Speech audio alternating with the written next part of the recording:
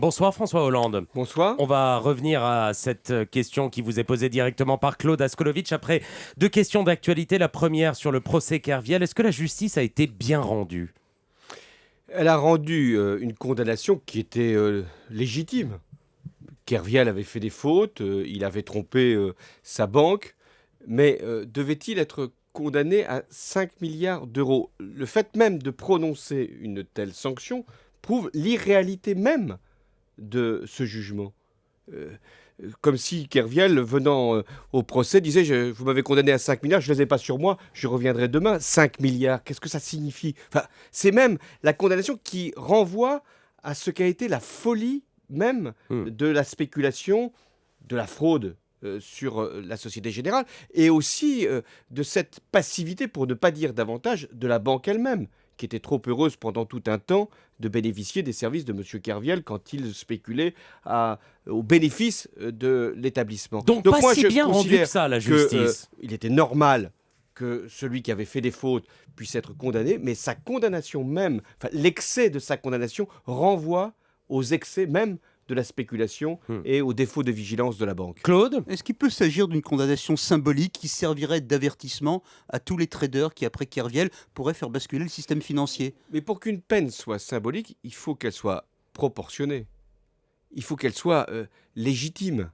Il faut qu'elle soit lisible. Elle est légitime, François Hollande. Il avait fait perdre cette somme-là à la banque, après tout. Il faut cette peine soit lisible, compréhensible. Personne n'imagine que M. Kerviel va pouvoir payer 5 milliards d'euros. Donc, pourquoi la justice vient-elle prononcer une peine ? C'est comme si elle avait condamné tel ou tel coupable de je ne sais quel crime à 300 ans ou 500 ans de prison. C'est aussi invraisemblable.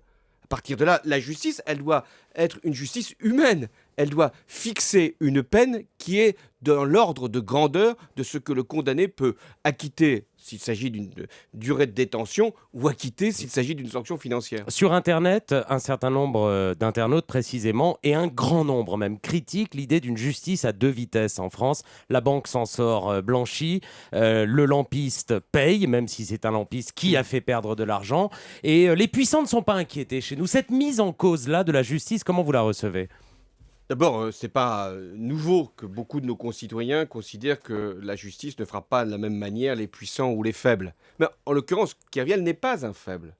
Il est un rouage d'un moment de folie spéculative dans lequel il a trouvé, hélas, l'occasion de faire perdre beaucoup d'argent à sa banque, donc aux clients de sa banque, aux actionnaires de sa banque.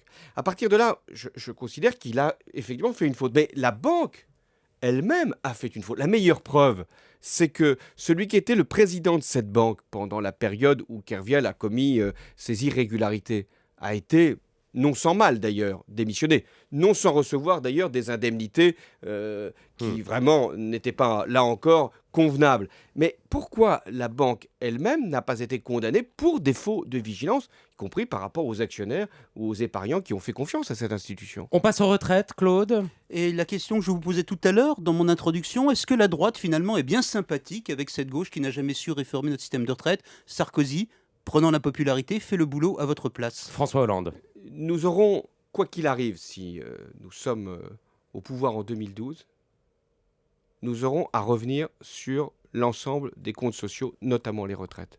Je ne considère pas que si cette réforme vient à être votée, que pour autant elle suffira. Le problème, c'est que les financements ne sont pas à la hauteur des découvertes, des déficits et des prévisions que l'on peut faire du système lui-même de répartition. Ce qu'il faudra dire, Donc, ce qui veut dire qu'on là, devrait être encore plus dur, qu'une gauche au pouvoir sera encore plus dur que M. Woerth ? Il faudra prendre d'autres mesures, pas nécessairement les mêmes. Le gouvernement, le président de la République ont fait le choix de prendre des mesures d'âge.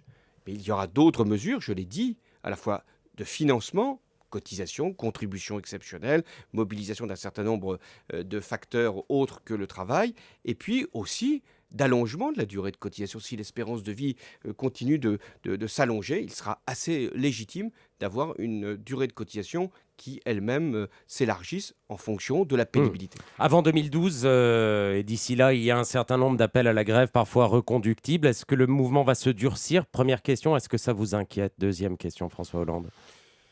Nous sommes, hélas, rentrés dans une épreuve de force. Un gouvernement qui ne veut pas entendre, il y a quand même 3 manifestations en un mois, avec 2 à 3 millions de personnes qui descendent dans la rue. Rien ne bouge.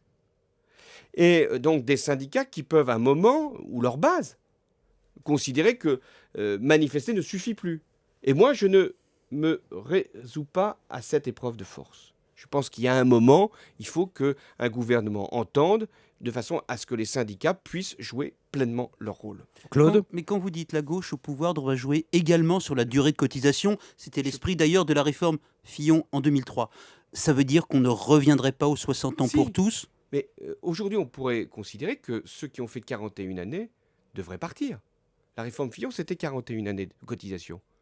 Et la Mais pourquoi réforme on va- Hollande serait 42 ou 43 si Non. on a besoin. Ça serait de tenir compte de l'espérance de vie. Je vous parle dans 10 ans, si on doit de nouveau considérer qu'il y a une amélioration de notre espérance de vie. Mais je reviens à la règle. Aujourd'hui, ceux qui ont fait leurs 41 années de cotisation, c'est déjà beaucoup, vont être obligés de travailler 42 ans, 43 ans, 44 ans, parce qu'ils n'auront pas atteint 62 ans. Mais où est la justice de ce dispositif? Et donc, la bonne mesure, c'est de dire, vous avez fait 41 années, vous partez. Il se trouve que certains ont moins de 60 ans, même en ayant fait 41 années. Mais on peut dire, c'est l'âge légal. L'âge légal de 60 ans, c'est déjà un âge contraignant. Davantage encore quand c'est 62 ans. Une question rapide sur le bouclier fiscal et l'impôt sur la fortune qui pourrait être l'objet d'une réforme en profondeur. Le grand soir fiscal que vous appeliez de vos voeux pour 2012 et pour après, il va avoir lieu et c'est pas vous qui allez le faire. Ah, c'est pas un grand soir, là, c'est un tout petit matin. Pourquoi? La réforme fiscale, c'est l'acte préalable de toutes les autres réformes. C'est celle qui permet justement de faire comprendre aux Français qu'il y a des efforts à faire pour les retraites, pour l'assurance maladie, pour le redressement de nos comptes publics, etc. Et la réforme fiscale, c'est une réforme qui met tout à plat. Là, en l'occurrence, on supprime le bouclier fiscal, 500 millions ou 600 millions d'euros de perte de recettes, donc, qui seraient retrouvés donc, si on les supprime. Et on supprimerait parallèlement l'impôt sur la fortune, 3 milliards Donc et c'est demi. ni fait ni à faire, à vous entendre. Pire même, c'est que je considère que si on surtaxe le revenu, imaginons, parce que certains imaginent de dire non seulement on va supprimer le bouclier fiscal, mais on va faire une tranche supplémentaire à 45% pour l'impôt sur le revenu. Et puis on supprime l'impôt sur la fortune, ça veut dire que ceux qui travaillent vont payer plus et les rentiers, les gros patrimoines vont payer moins. Dernière question, vous pensez être désigné candidat socialiste à la présidentielle de 2012? Je ne suis pas dans la pensée, je suis dans l'action. Non mais Donc je fais vous en avez sorte- quand même une petite idée. C'est Non, un je combat suis pas perdu dans le- d'avance ou Je ne suis pas vous- dans le pronostic, je fais en sorte d'être, le moment venu, candidat et désigné. Et vous n'avez même pas confiance en vous pour Si. pouvoir dire oui, je pense être désigné. Mais ça serait totalement irréel. Moi, je ne fais pas partie de ceux qui disent la primaire est jouée. Je ne fais pas partie de ceux qui disent j'ai un arrangement avec qui que ce soit pour régler le problème de la primaire. Je fais confiance à ceux qui auront à voter pour choisir le meilleur ou la meilleure. François Hollande, merci.